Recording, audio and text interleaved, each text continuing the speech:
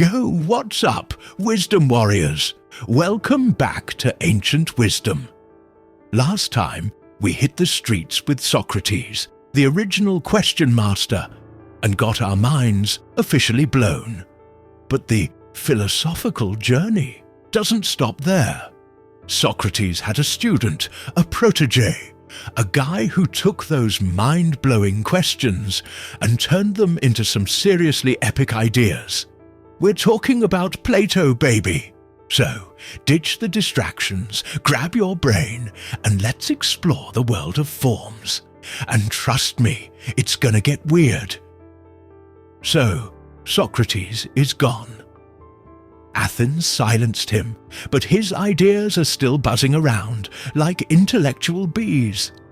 Plato, his student, is crushed. Losing your mentor is rough, like losing your philosophical Yoda. But Plato channels that grief into something amazing.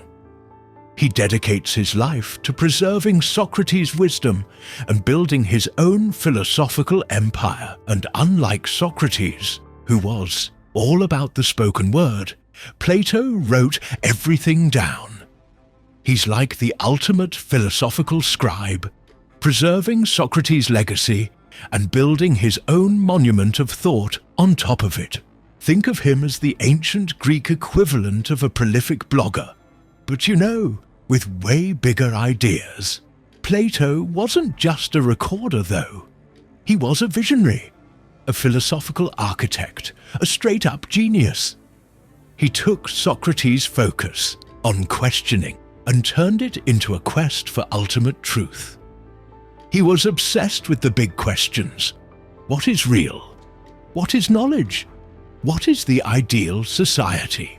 He wasn't just interested in what we know, but how we know it and what it all means. He wanted to understand the very fabric of reality, man. He was basically Neo from the Matrix, but instead of dodging bullets, he was dodging illusions. He was like, okay, reality, I'm about to hack your code. And now, for Plato's most mind-bending concept, the one that'll make you question everything you thought you knew, the theory of forms. Picture this. You see a beautiful flower. You're like, wow, that's gorgeous. But Plato would be like, hold up.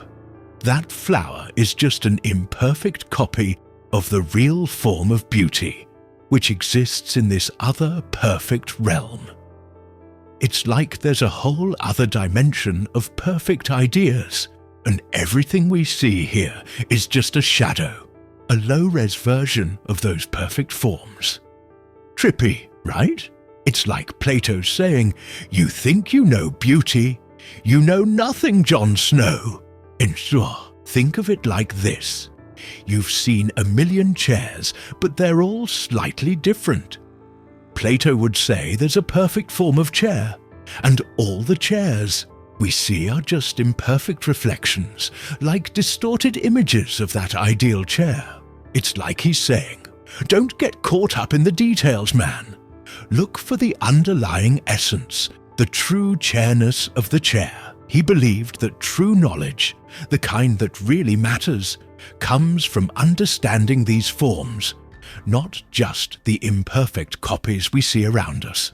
It's like leveling up your understanding of reality, unlocking the secret code of the universe. It's not enough to just see the shadows. You've got to turn around and face the light. It's like Plato's saying, wake up, Neo. The forms are calling. But Plato didn't stop at chairs and flowers. He applied this theory to everything, including abstract concepts like justice, love, and beauty.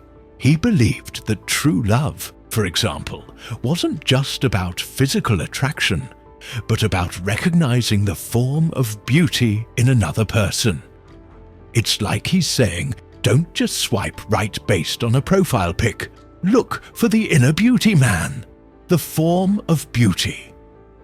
And he thought that true justice wasn't just about following the rules, but about understanding the form of justice and creating a society that reflects that ideal. He was basically trying to build a philosophical utopia, and that brings us to Plato's political philosophy. He wrote The Republic, basically the instruction manual for the ideal society, Plato's dream team of philosophers running the show. He envisioned a society ruled by philosopher kings, wise leaders who understood the forms and could guide the people towards justice and harmony. It's like he was saying, we need some serious brainpower in charge, not just a bunch of talking heads. Of course, his ideas about the ideal society are still debated today.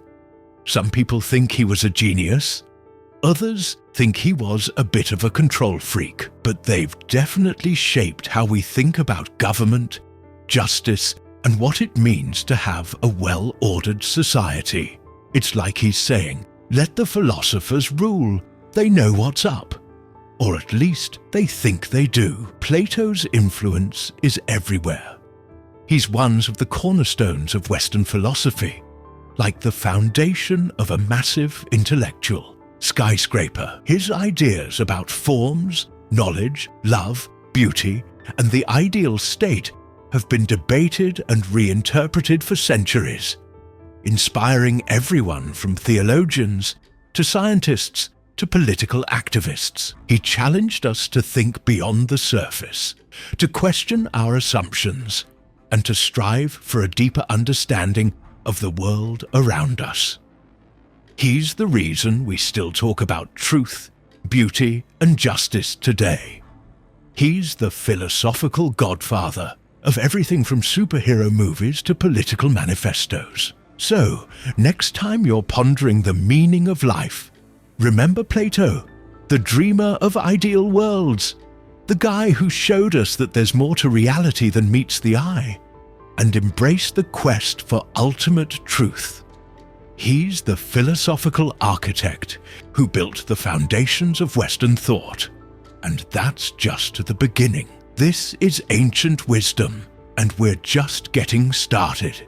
In the next episode, we'll meet Plato's star student Aristotle, the ultimate science geek, and explore his groundbreaking ideas. Don't forget to subscribe and hit that notification bell so you don't miss out on this philosophical adventure. We're going to be exploring all the giants of ancient thought, from Plato and Aristotle to, well, you'll just have to wait and see. Stay philosophical, my friends, and remember, the truth is out there, somewhere in the realm of forms.